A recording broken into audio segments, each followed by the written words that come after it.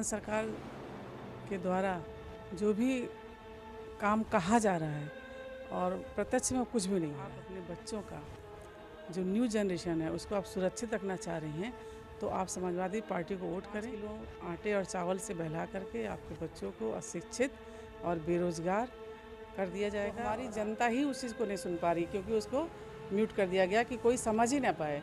इसका मतलब सरकार जो है उनसे डर रही है। नमस्कार, मीडिया हलचल देख रहे हैं आप। मैं हूं आपके साथ कृष्णा। आज हमारे साथ समाजवादी पार्टी की राष्ट्रीय सचिव महिला प्रकोष्ठ की पूनम यादव जी हैं।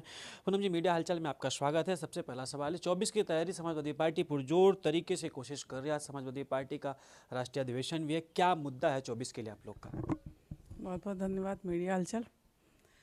हमारा मुद्दा वर्तमान सरकार के द्वारा जो भी काम कहा जा रहा है और प्रत्यक्ष में कुछ भी नहीं हो रहा है, चाहे वह महंगाई हो, चाहे वो गैस सिलेंडर की बात हो, चाहे वो लॉ एंड ऑर्डर हो, सारी जगहों पे वर्तमान सरकार फेल है।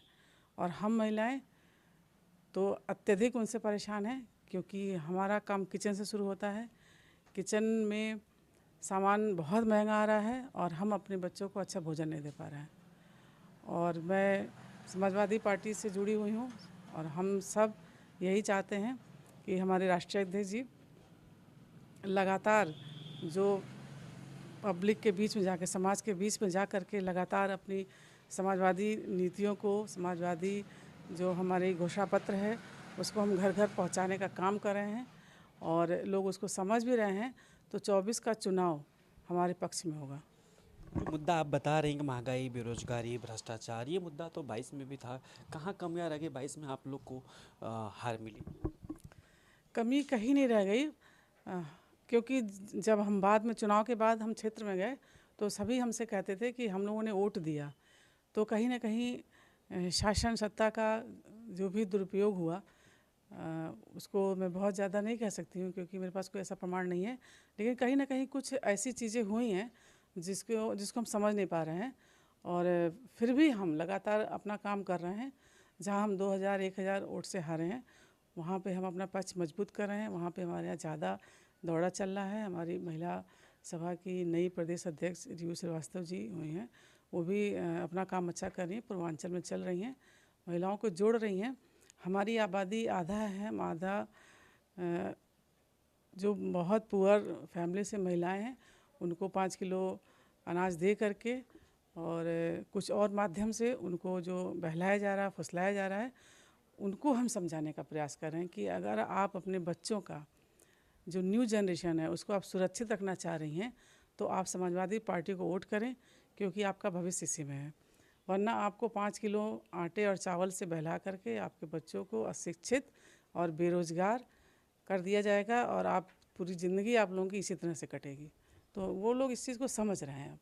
अब बात करें अडानी जी का, अभी उनका शेयर जिस तरह से मार्केट में गिरा, आर्थिक स्थिति में क्या सब सामान में डायरेक्ट इनडायरेक्ट क्या उस पर फ़र्क कैसे देखते हैं?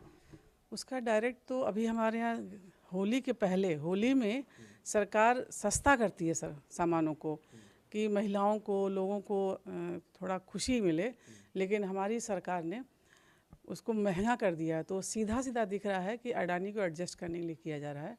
तो बहुत सारी चीज़ें महंगी हो गई हैं और उनके जो शेयर हैं उसको एडजस्ट किया जा रहा है। तो अडानी जी के का नुकसान नहीं, हमारा नुकसान हो रहा है, समाज का नुकसान हो रहा है। और गरीब शोषित जो हैं वो पूरा दिन यही प्रयास कर रहे हैं कि हम कैसे अपने खाने की जीविका के लिए इतना हम पैसा अर्जित कर लें कि अपने बच्चों का पेट भर लें। इस तरह की गरीबी शुरू हो गई है। आने वाला समय जो है गरीबों के लिए बहुत ही मुश्किल है। मिडिल क्लास परेशान है और जो बड़े आदमी हैं वो सिर्फ बड़े होते जा रहे हैं, बाकी सब परेशान है। मैडम, एक लास्ट सवाल। अभी राहुल गांधी जी गए थे विदेश, तो उन्होंने एक लोकतंत्र पे स्टेटमेंट दिया कि इंडिया में लोकतंत्र खत्म हो रहा है। उसके बाद बीजेपी के जो सांसद हैं, संसद चल रही है, हंगामा हुआ कि राहुल जी माफ़ी मांगे, ये देश के खिलाफ है, देशद्रोही हैं। उसके बाद जब राहुल गांधी पार्लियामेंट में आते हैं तो सफाई देना चाहते हैं तो संसद को म्यूट कर दिया जाता है। तो 1952 के बाद पहली बार ऐसी पूरी सभी को म्यूट कर दिया जाता है। कभी कभी ऐसा होता है कोई असंसदीय भाषा का प्रयोग करता है, उसे काट दिया जाता है, लेकिन म्यूट नहीं किया। इसको कैसे देखते हैं? यह है लोकतंत्र की हत्या है और भारत के संविधान की बहुत बड़ी इंसल्ट है क्योंकि हमारे कॉन्स्टिट्यूशन में लिखा हुआ है, उसका भी ये वर्तमान सरकार पालन नहीं कर पा रही है। नेता अगर कुछ कह रहा है, चाहे वो पक्ष का हो या विपक्ष का है, उसको जनता को सुनने का अधिकार है। तो हमारी जनता ही उस चीज़ को नहीं सुन पा रही, क्योंकि उसको म्यूट कर दिया गया कि कोई समझ ही ना पाए।